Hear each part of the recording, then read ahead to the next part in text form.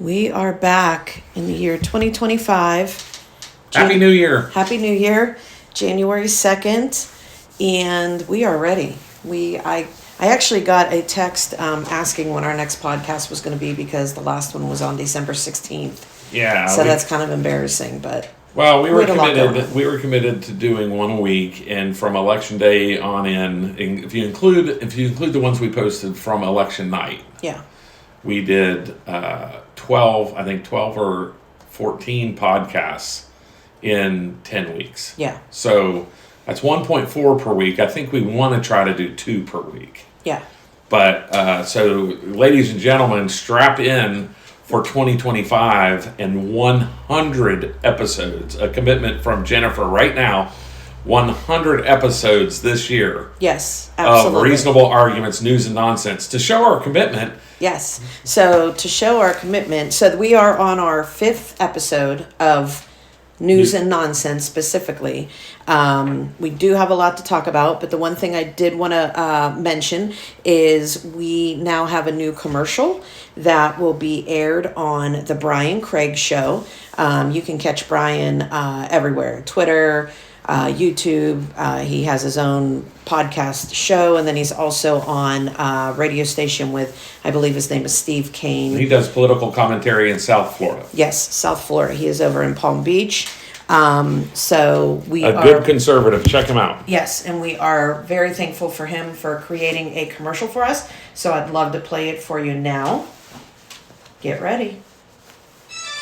Looking for a podcast that delivers sharp political insight with a healthy dose of humor? Check out Reasonable Arguments, News and Nonsense. Husband and wife duo Jamie and Jennifer bring you the perfect mix of serious analysis with insight and humor. Jamie is a seasoned political expert offering reasonable conservative commentary, breaking down current events and how they impact your everyday life. Jennifer is a curious learner. She keeps things light and asks the questions you're probably thinking of yourself, from thought-provoking news to unpredictable and fun topics. Reasonable Arguments, News and Nonsense is the podcast where informed discussion meets unfiltered laughs. Catch it right now on Apple Podcast, Spotify, Amazon, iHeartRadio, YouTube, Rumble, and wherever you get your podcast. Reasonable Arguments, News and Nonsense. Your news, your laughs, your podcast.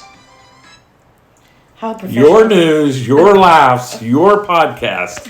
Yeah, how professional does that sound? That is awesome. We are legit. I mean, we have to do 100 podcasts just to live up to that hype. In 2025, yes.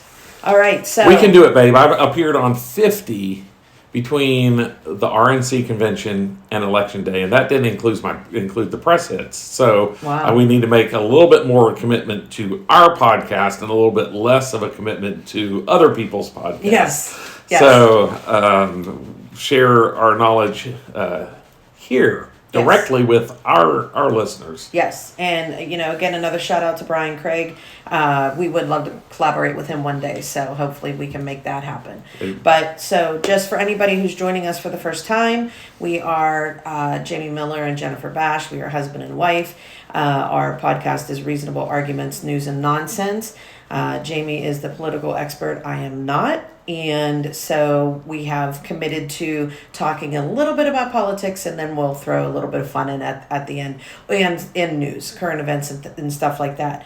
We are completely unfiltered and unedited, so if you hear a dog in the background, you hear a cat meowing, whatever it may be, you're going to hear it because it's happening. We are in our home, and that's just life. So Jennifer has yet to throw anything at me, but if you hear it, that's possibility too. Yeah, he does get the eye darts every now and then. So, but all right, so let's start today's program. What are we talking about? Well, I think we have to talk about the events in New Orleans. Absolutely. And there's so many layers of what's going on over there and what happened, how corporate media reported from things from the local government and the federal government, and how the two seem to be in conflict with the messages that they were putting out. Senator Kennedy kind of taking control of a press conference is kind of an interesting thing, and then suggesting that the federal taking over a federal FBI press conference and then suggesting in the press conference that, he's going to make sure people get the truth because he's not sure that they're going to get the truth from the FBI at the FBI's press conference. So that was an interesting turn of events. So, but right now, what I think we know is that, the local authorities said there were 3 or 4 or 5 people who planted IEDs throughout the city, and this one guy drove a truck in, then started shooting. We can't say enough positive things about the New Orleans Police Department, how they responded, and really kept this as bad as a tragedy as this was, with about right now 15 people dead. There's 15 now. Yeah, that they. Last I heard, there was 10. It could have been much, much worse when he had an automatic weapon and started shooting it, and was immediately met with return fire from police and killed steps away from his truck. So instead of being able to create more and more carnage, he met his makers, so to speak. So TMZ, I don't know if you saw this, but they did come out saying that the people that they thought were in cahoots were just partiers trying to find their next drink. So there were, I noticed 3 men and a woman peering inside 2 coolers in which the guy had planted homemade bombs, and they were literally just looking for drinks. They thought there was alcohol in the coolers. Somebody left a cooler there. He did. He left the cooler with bombs. Well, they meant that like somebody, yes. Like here's free alcohol, like on a golf course. Yeah. Okay, so we know that. So right now, the federal government is saying that he acted alone. He was a lone wolf. Simultaneously, we had the Tesla explode in Las Vegas outside of Trump Tower. As we just came on the air, we found out that the driver who was deceased in that attack was shot. Yes. It sounds like in the head, and they haven't said yet whether it's suicide. I did hear the immediate conspiracy theory was that he may have been shot off site and somebody remotely drove the Tesla there and set off the bomb. And so, which isn't outside the realm of possibility, but I would think very quickly we would see some surveillance videos of the truck driving through Vegas, right? And whether he's alive or not in that cyber truck. Can you see in those windows? Not well, I don't think you can. But I think we'll find out, whether that conspiracy, what is right this second, seems like a conspiracy. I don't want to call it a conspiracy. We know the 2 guys were in the same unit. So they haven't confirmed that this morning.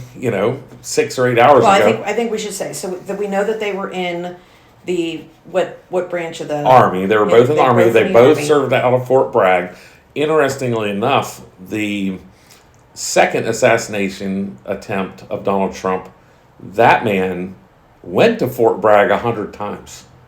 Was it in Fort Bragg 100 different times? So there's something going outside of Fort Bragg, North Carolina, that seems to lead into kind of what people are saying, like, okay, these two may not have known each other, they may not have served together, as it was reported by one national security expert this morning that they served together and knew each other. That does not seem to be confirmed yet, but we are. It's a fast-moving story, and so we here try not to. We'll certainly talk about rumor and conspiracies and things like that, but we want to make sure that people listening know that we haven't confirmed that information yet. Right. And so that's. So what's the message? I mean, what do you think? If it, obviously it was done in front of Trump Tower for a reason. What do you think the message is? Well, there's a lot of coincidences between these two. They're both in the Army, both served in Fort Bragg. The one in Las Vegas is a current active military member. Well, I heard that he was discharged. He was out on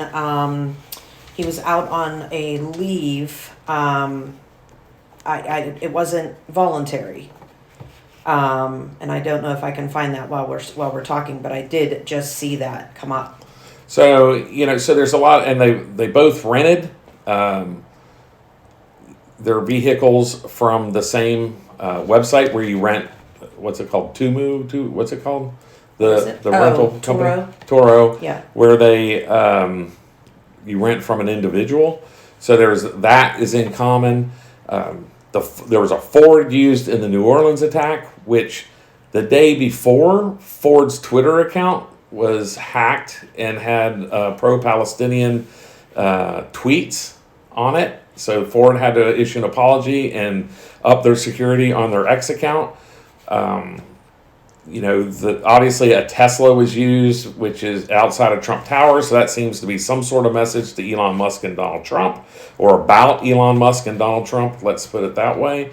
And then the other thing is this person who committed this crime, supposedly committed this crime in Las Vegas, is a munitions expert, right? And so like I saw one of the people who served with him was like, yeah, I don't think, if he wanted to make a point, he, number one, wouldn't have used a Tesla where the bomb doesn't do anything. The bomb didn't even break the windows at Trump Tower because the Tesla, it was confined in the Tesla, and it didn't ruin the battery. It didn't ruin the sides of the Tesla. It just blew the top out of the Tesla.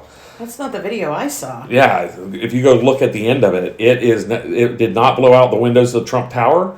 It did, so the Tesla So actually. is that Elon Musk saying, "Hey, look at what this Cybertruck can do"? Yeah, that's exactly what Elon Musk is saying. Holy crap! Like he's like, yeah, they picked the wrong vehicle. Elon Musk even tweeted, "Hey, we're going to take that vehicle and get it back to the factory and get it back out in the world because nothing's really that bad hurt that can't get fixed on it."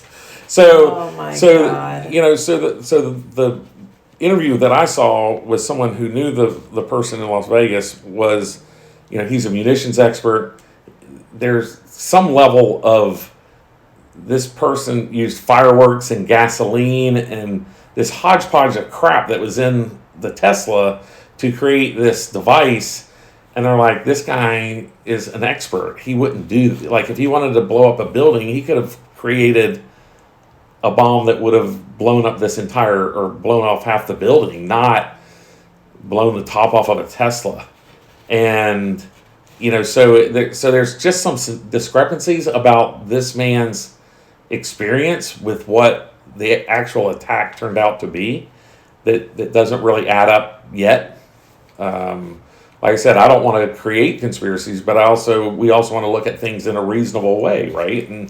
And so there's a lot of creating conspiracies. What's that? I love creating conspiracies. Let's say that as of today, there's more questions than answers. And, are they connected? The real thing that concerns me is, the weaponization of our members of the military. And so what we really need to find out is, when were these two men, if they in fact were, apparently the one in New Orleans definitely was, weaponized? What weaponized them? Who were they involved with? He had ISIS flag on his. He had an ISIS flag, right? in his truck, and they're saying, oh, he was basically self-weaponized. Okay, that maybe it just seems to be a lot of more questions than answers. So yeah. Right now. So I did just find that the Tesla guy was on approved leave from Germany at the time of his death. Approved leave. Approved leave. Yeah. Yes. So I thought he was on Christmas vacation, right? So yeah, I had read on another, and there's the media for you. I had read on another one that he was on leave and it was not voluntary, but. Yeah. Yeah, I mean, it's really crazy, and it's, I didn't hear about people being hurt in Vegas. I think there were 7 injured, but he was the only death. Okay. Oh. And so, and apparently it was, the Tesla's the wrong vehicle to use as a car bomb. So we'll see what. And there's always copycats out there, so. Ugh. Yeah. It's just crazy. So there's that is going on. Of course, we have in 18 short days the inauguration of Donald Trump. Yeah. That's coming up. Haven't heard from Biden through this whole thing, right? We did. We heard he did a press conference from Camp David. He did not bother to go back to the White House when America was under attack, which seems a little bizarre. But he did have a press conference from Camp David. So he's, how'd I hear somebody describe it that, he's acting like a renter after they got a 30-day, kick-out notice. Like his job's over. It's when you put in your resignation. And there's just pizza boxes and beer cans everywhere. Yeah. Pizza boxes and beer cans everywhere. So there's all of that. And then... that's what I question, if he even realizes he's still president and people are like, hey, come on, you gotta go do something. Something that's happened been for in the the world. past 4 years. Right. I mean, honestly, he's... the more we find out about that, the more we're learning that we have no idea who's been running the country or been making decisions for the last 4 years. Yeah. And so he was diminished capacity when he ran his 2020 basement campaign, which was the least anyone campaigned in the history of the United States since James Garfield's 1880, quote, front porch campaign. Where James Garfield didn't campaign either. He sat on his front porch and said, hey, if you want to know what I'll do as president, come by my farm in Ohio and I'll talk to you about it. And so anybody from the press who wanted to get an interview from the Republican nominee for president in 1880 went to a farm in Ohio to talk to James Garfield. I love it. And so Joe Biden did less campaigning than that. So what else do you have there, babe? Like, what are... You don't have anything else? I wrote a bunch in my blog. What else did I write in my blog today? Listen, You two didn't read my separate blog? entities. So let me tell you about Jamie's blog. so- So Jamie does have a blog where he talks all about politics. And it is, you can find it on reasonablearguments.com. There will be a link to the blog. Great stuff there. He's been doing the blog for what? 2 years now? It is. It's right at a 2-year anniversary. Yeah. I had 2 interviews with on Ed Dean Radio show. I filled in as a co-host over the Christmas holidays twice for an hour. Just appeared on the New Conservative Voice with George Ayton and Frank Patty. I have BBC. I was on BBC. Live on BBC. Following the election, and now not sure if it's not quite secure, but right. Next week I'm scheduled. We'll see. I have to do a pre-interview to see if I reach the standard of the Montel Williams podcast. Yes. So that's pretty exciting. That'll be probably the largest listenership of a podcast I've been on, but been on several big ones, including Mark Thompson's show out in California. Yeah. And about 49 others this cycle. So we have certainly in the political world, there's a lot going to happen in 2025. Our Florida legislative session begins in earnest next week with committee weeks. The session begins the first week of March and runs for 60 days through the first couple days of May. The other couple of the good things happened with Midnight Pass here in Sarasota. The silver lining of Hurricane Milton is the pass was reopened, and we were able to, the county now has recognized it as a pass and told the state of Florida they plan to keep it open.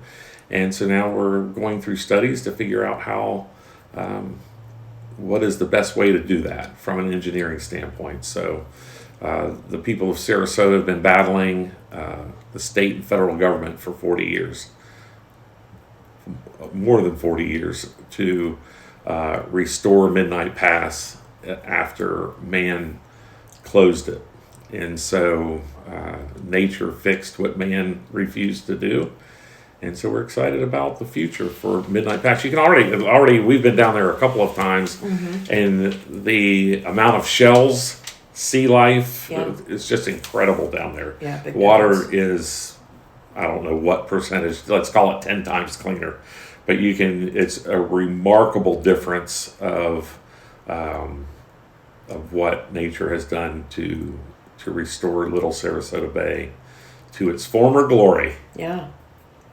All right. So, any other news stories? Or I'm sure there political things are, that but you wanna talk they about? started to lean into politics, and you didn't want to talk about politics this show. Yeah, not today. Well, there were too many current event things happening, and there'll be plenty of time for politics. I'm sure this month is going to get very exciting. Well, the inauguration will be fun. Joe Gruters, our friend, is running for RNC treasurer with Donald Trump's endorsement. So that's exciting. And, so we'll just see. He's already announced for chief financial officer, which is a statewide position, which is open in 2026. Although the governor gets to appoint someone. And so it'd be smart if he decided to appoint Joe. But egos being what egos are, we may not see that. Yeah. So it'll be interesting to see who he does appoint and how much that person's willing to fight both Joe Gruters and President Trump. All right. So, quick answer for this one. What do you see in the first 100 days for Trump? Wow. Just quick overview. I think we're going to see a lot of movement. We may see a lot of movement from federal employees who just don't want to. They're going to retire early, or not want to deal with the incoming Trump administration, because they had carte blanche kind of those first 4 years, and Donald Trump appointed some people who were kind of Washington insider types. The Ted Boltons of the world. And, this cycle, he has decided he just isn't going to do that. He's going to bring in people he trusts to get the job done. He knows that his time is limited.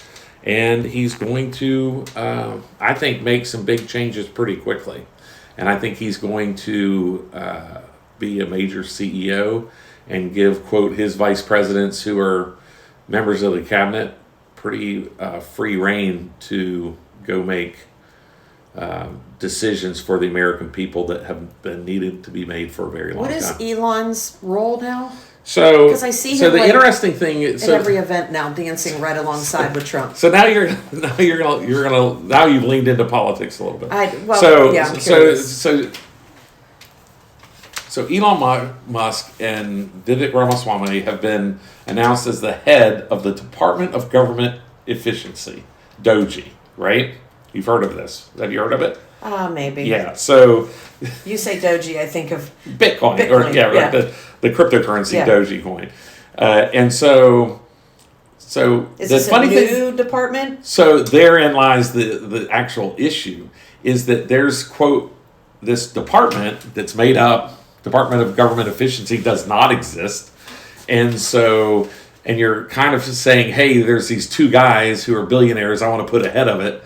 And so they have no federal authority, no federal funding, no ability to hire staff unless they hire their own, unless they go to Congress and say, hey, fund a Department of Government Efficiency, while Donald Trump's saying, hey, we want to get rid of the Department of Education, right? So there's a little bit of it'll be an interesting political dance of what does Doji actually mean in the context of the Department of Government Efficiency, because it literally takes an act of Congress to create it. And to give Vivek Ramaswamy or Elon Musk any authority in our federal government. Now, that doesn't mean that we couldn't set up this, quote, Department of Government Efficiency as a third-party group that's privately funded, and it brings to light things that where there are government inefficiencies, and then they strongly suggest to Congress, hey, we want you to do this. But now think of a congressman who's, has a project in their district, Midnight Pass, for instance, which we all support, but it's going to take some federal funding to make Midnight Pass navigable and free-flowing, body of water between the Gulf of Mexico and Little Sarasota Bay. It's going to take engineering to do that. It's going to take federal, state, and local funding combined. And so if you're a congressman here in Sarasota, you might say, I don't know that I want to fund a department that isn't going to allow me to have funding for my project here in Sarasota. And so there's this give and take. And now people who are like, hey, that's the way the swamp works. Like, I don't want, we need to cut out everybody's pet projects. But, what is somebody's pet project in another district is a critical project in my district, right? This is a critical water quality project in Sarasota County, and it truly is. But if you live in Palm Beach County, or if you live in Nebraska, do you want to have your federal dollars going towards Midnight Pass? And the truth of the matter is, if you're the head of Doji, you may say, that doesn't meet the level of federal funding, and without federal funding, it doesn't happen. And so, are congressmen going to fund a federal department that in turn is going to tell them they don't get their local projects? My mind is going down the rabbit hole of conspiracy theories, because the whole, Elon Musk being, the weird uncle at Thanksgiving that never goes home, and, and next to Trump everywhere on these political things, and then the Cybertruck blowing up. Are they electric or are they gas? They're electric. They're electric? Yeah. So how's that going to work with trying to get rid of electric cars with Trump and Elon being buddies? Like to me, I'm thinking, okay, here's Elon trying to get into the inside, and here's the thing. I don't think there was ever going to be a move to get rid of electric cars. I think the move is to allow consumers to decide. And Joe Biden's administration decided to circumvent what consumers wanted and demand that all cars be electric by 2032. And so he was taking capitalism out of the car market, which is one of the most capitalist, industries in America. And so, so it's not I don't think Donald Trump was ever going to say, we're going to get away from electric cars, because there's a lot of people who love them. There are limitations, especially in cold climates. They don't work well, in the winter. In Florida, they don't work well when you try to evacuate. They don't work well if you leave them behind and they get flooded and burn your house down. Yeah. And so, so there's places where electric cars are just not the right choice for the consumer. And, if you ever had to evacuate Miami, Broward, and Palm Beach counties, those three counties in Southeast Florida, Miami, Fort Lauderdale and Palm Beach are the major cities in those three counties. Those three counties have the population of Maryland. If you had to evacuate that's the 10th largest state in the union. So those three counties have as many people as the 10th largest state in America. Wow. And if you try to evacuate a state, they get as far as Disney World before they run out of electricity in Central Florida. Yeah. You still have 1 or 2 or 3 more charges. In the example of Helene, you had to get past Asheville, North Carolina. So you have to charge those cars at least 2 or 3 times, maybe even 4, depending on how fast the storm is moving, to get them out of harm's way. Right. And there's just no mechanism to do that. Yeah. So it was a fool's errand. Joe Biden was tilting at windmills when he did it. It certainly was a horrible economic energy policy when it came to that. Our electric grid is already going to be under duress because of AI. In the next 4 years, we're going to have to create 30% more electricity just for AI applications. That's how much electricity AI uses.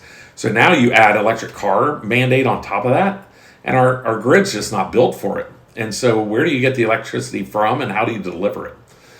Forget about in a crisis, a hurricane, a blizzard, where these cars either don't work or have very limited capacity in cold weather. So there were just so many reasons why that was a horrible idea to mandate, for the federal government to mandate that on all Americans. So I think I think we're going to find out some stuff about Elon. I don't know. I have a weird feeling in my gut that he is just, there's evil to him. And I think that we're going to. So you just think he's just getting too big for his britches? No, I think and the deep state will release something that gets him arm's length from Trump. I think that he has played his cards exactly right in getting himself close to Trump. Yes. Yeah. For not positive reasons. So now do you think that he stays there, or do you think that he's actually done something in his past that will get released about him that gets him removed from Trump's orbit? He's going to do something. Oh, you think he's actually going to do something when Trump is president? Yes. And by that you just mean nefarious things to help his bottom line? Or I don't even think it's to help his bottom line. I just think it's. Now, do you think I'm being serious here? Do you think it's something that in his mind he thinks is probably good, and then the rest of us just say no? No. So you think he actually I think it's like to take over the world, to take over the country, type thing. Wow. Yeah, I mean, think about it. I mean, Jennifer hates politics, but here she is with the conspiracy theory. It is. I mean, because the guy is just I don't know. He just seems to be inserting himself everywhere. Well, he does seem like, and I haven't read enough about it to know, but it seems like he's inserting himself in many international elections. Right. Not just America's. Right. And so that's an interesting he's out giving point. People $1 million. Friends of mine won the $1 million in Pennsylvania.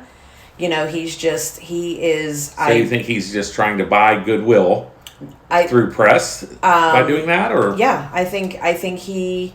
Yes, I think there's definitely going to be more to this story. I think it's going to be Epstein Island stuff. No, you're thinking just. Honestly, what I'm thinking is picture a Batman show, and who's the guy that used to always come in, the Green Goblin or Green Lantern or whoever used to fight Batman. Joker, whatever, and is coming in to try to take over the country. Yeah. So okay, so here's the next question. So does Elon Musk then run for president? He's not a U.S. citizen, I don't think. Is he? If he's not a U.S. citizen, how is he part of DOGE? That's a question, right? Like I'm not even sure if he is. You just totally solidified my conspiracy theory. Well, I'm not positive. I don't know. I haven't looked at. Oh yeah, this is corrupt. You're the one with the phone available. Mine is corrupt. See, Jennifer hamstrings me. She can look things up in her phone while mine is being used to record the podcast. The difference is I can multitask and you can't. I certainly can, but not while my phone is being used. And if I use it, it turns off the podcast. It is actually a scientific proof, and there's video of it of men trying to multitask. They're given a task and then they're asked questions, and they can't answer the questions because they're too busy focusing on the task. They don't even remember the question. Is that why you stopped typing that whole time? No, because I wanted you to see my face and see my finger. So you stopped typing while you were. He was born in South Africa. Right. He became a Canadian citizen in 1989 and a U.S. citizen in 2002. Okay, so he has dual citizenship. Yeah. Oh, he actually graduated from the University of Pennsylvania. So dual citizenship, it sounds like Canadian and American. I don't believe in dual citizenship, by the way. I don't, it's fine if you have dual citizenship for a passport, but you're either allegiant to the United States or you're not. And if you're not allegiant to the United States, you still have family. People still have family in other countries that you have to be able to go see. You can do that with a U.S. passport. Why do you, like I said, I think there's a bigger thing with that. I'm talking about voting. You should not be able to vote. You should not be able to vote unless you're allegiant to the United States and a citizen of the United States. And a dual citizen, I don't think meets that criteria, because where does your allegiance lie? 50-50? No, you're either allegiant to the United States or you're not. You can't be 50% allegiant to one country. And if we go to war with that country, even if it's Canada, although that's never happened and not likely to, it could. Trudeau's pretty crazy. And so if you were to go to war with one of the countries that you're a dual citizen, which one do you choose? Which one do you choose? And so until that happens, we don't know. So people who are dual citizens, and I know there's plenty of people listening right now who have double passports, including, I think, our friend who hosted Election Night podcast with us, I think, has dual passports. And so it is you know, I think there's a difference between dual passports and dual citizenship, but you may... I would think so. For this discussion, I would say that there is. Yeah. But anyway. All right. I'm saying keep an eye on Elon. I think that within the next 4 years, something is going to come about. I really hope when we post this on Twitter or X that we aren't crushed. I might lose my blue check mark. What'd you pay for that? Yeah, right. $14 a month. All right. So we are now at the nonsense part of the show. So this is where I find interesting news stories to share. And you surprised me with them. Yeah, right? Okay. So the first one I have is Abby Richards. She is from Hampshire, England. She is 35 years old and a mom of two. And she is now charging her family for holiday dinners and meals. Because she says she goes to the store, she's cooking for nearly 10 family members across 3 days, and she spends nearly $300 on food, which good for her if she's buying food for 3 days for 10 people. And so she's charging them $32 a piece to cover the food for those 3 days. There are a couple kids. So are the family members balking at this, or? No, I think they're fine with it. I mean, I guess it's kind of the same way with us. I mean, we, you know, whenever we host or anybody hosts in our family, we all bring something. So it, you know, it kind of takes down the cost for one person. Yeah. But yeah, so she went on to TikTok. Listen, I'm going to miss TikTok. I know it's being banned, but I'm going to miss TikTok. I've learned so much from TikTok.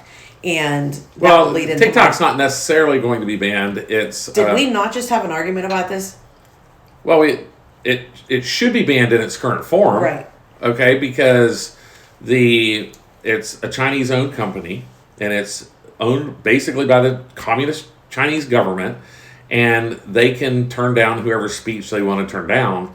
And so it's not a platform. And by the way, none of these platforms are really free speech. That's one reason why I moved the blog to Substack instead of doing so much on Facebook, is because anytime I wrote anything, it would be more. You get more out of Substack because they don't.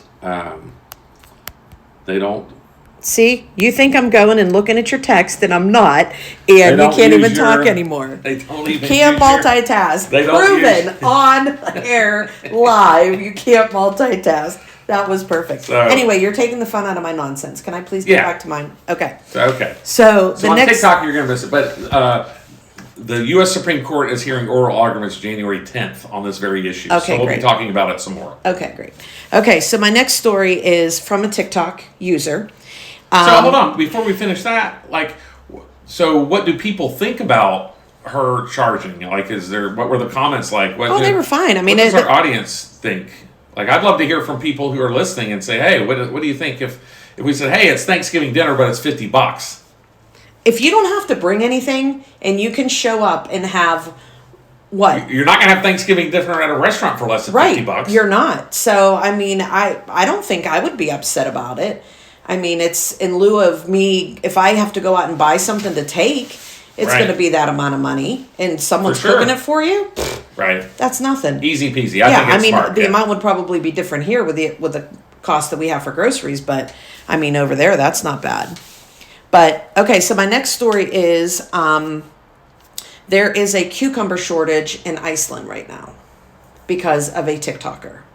So we have a Canadian TikToker. His name is Logan Moffat, and what he does. I told you this TikTok is dangerous. I love it. And I will tell you, There's no cucumbers. I have watched what he does. So he loves creating cucumber salads, different types of cucumber salads. So he takes a cucumber and he slices it up and he sticks it in a jar and puts all kinds of stuff in it and shakes it up and eats it right out of the container. And so he has shared these recipes with his 6 million viewers. And his username, for as long as he has it, is at LOGAM. And so he has started making cucumber salad content in July. So now Iceland has a shortage. And he told Fox News that he's popular because the recipes are super and simple and they're fast. I've watched them because I love cucumbers, and you do love cucumbers. I know. And I cut a cucumbber and you walk in the kitchen, you're like, oh my gosh, it smells so good. They smell so good. But so farmers are unable to keep up with the demand since he shared these recipes, and this is the first time they've ever experienced anything like this. So the farmers out there, if you have land where you can grow cucumbers, might be the season to pivot into cucumbers. Yeah, because it sounds like a really big deal.